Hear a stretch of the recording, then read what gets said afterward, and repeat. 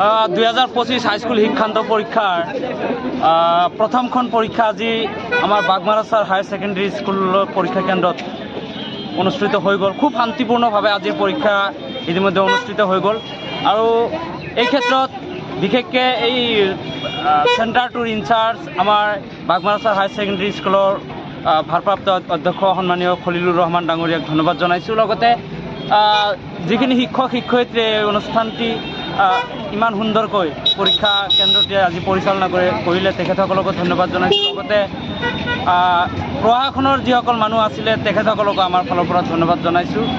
লগতে আৰু বাগমাৰাচাৰ ছাত্ৰ সংগঠন আমচু লগতে সমাজৰ মই মুৰব্বীসকলে এই পৰীক্ষা কেন্দ্ৰটো পৰিচালনা কৰাৰ ক্ষেত্ৰত যি সহযোগিতা আগবঢ়ালে তাৰ কাৰণে আটাইকে ধন্যবাদ জনাইছোঁ। জিজ্ঞেস কৰলে খবৰ শুনে তাৰপৰে